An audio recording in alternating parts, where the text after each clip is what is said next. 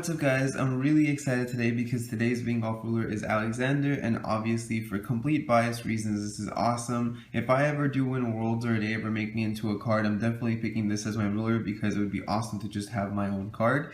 I mean, when I saw this card at first I was so hoping it'd be great, and it's not a bad ruler, it really isn't. It just has a couple flaws. I wish the second effect for its first strike and swiftness on a fire resonator when it attacks was just any resonator, because that would be really cool, especially because I kind of built this deck just with cards I like and a playstyle I like, because I figured it's me as a card. Technically, I'm gonna say that, I don't care if it's not true or not, it's me, and I wanted to like kind of reflect my playstyle. So let's just see what I did with the deck. So the magic stones match a lot of the night magic stones I've been running, because I do have a lot of knights in here. I have the little red, the pure stone, which I actually call light on a lot more than I do call red.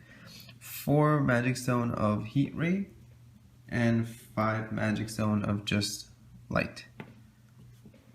My resonators are kind of a mashup of all the light decks I've made. I just made it to a playstyle I like. I run 4 Holy Warrior of Hope because I think this card is awesome first turn. It kind of blocks hunters, it blocks anything that's pretty big. If they have a March Hare and they're playing something like Oddgrim and you attack and they block, it's gonna die. So even though you trade, it's really worth it. 4 Temple Monk. I have Guibers in here, and this is one of my favorite new 1-drops.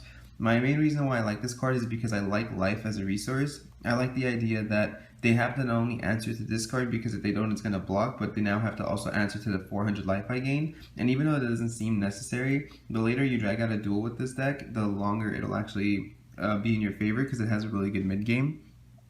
4 Percival, which is just a staple in Knights, and it also grabs me Excalibur. For Gwaine, I'm playing more of a light heavy, so I thought I'd have Gwaines. It also rests, which is really good.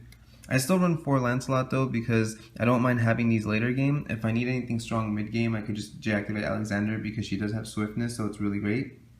2 Hector to buff up those Lancelots. This is also like, it doesn't happen often, but if I have a Hector on the field and I drop the Lancelot and I have a deactivated Alexander, I can attack with Alexander, attack with the Lancelot for 1000, do another 700 damage, and then I can give swiftness to Hector and first strike, and it would just be an extra attack.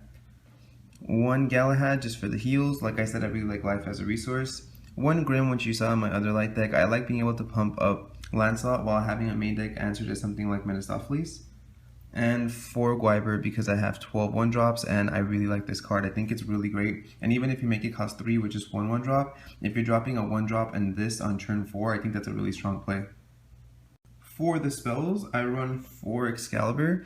I didn't realize how amazing this card was going to be until I actually realized how cool it was that Alexander had swiftness. She's the only ruler I think off the top of my head I can think of that has swiftness other than Little Red, which takes a lot of investment because you have to play the moon, you have to hope that, you know, you had the moon. You're kind of playing a bad card in my opinion just to be able to deactivate her, and then she leaves the field. So being able to have swiftness on a ruler with Excalibur is actually really strong, because every other ruler is running Leviathan to gain this effect, but she gets to run Excalibur, which just gives her a lot of protection because her stats get so high. And the best part is if you attack with attack with Alexander using Excalibur, she's 1400 and 1100, so she's most likely going to kill anything she's attacking or doing a great amount of damage direct. And then if they happen to kill her the turn after and you sack Excalibur for imperishable, you can bring her back at any point if you need like another 1000 damage or you're trying to really get something off the field. And she kind of doesn't need the investment of having another sword. I mean, of course they can kill her with like flame and you wouldn't have the option of getting imperishable again, or you know, they would just remove her off the field. But I don't see a lot of flame being played on anymore because Fire Dark isn't as heavy. And I like the idea that if I really need another set of extra damage, I don't need to invest anything other than mana, which is of course something I get normally throughout the game. So it's nice to know that I don't need too many combo pieces. And then 4 Thunder, of course, because there's a splash of red.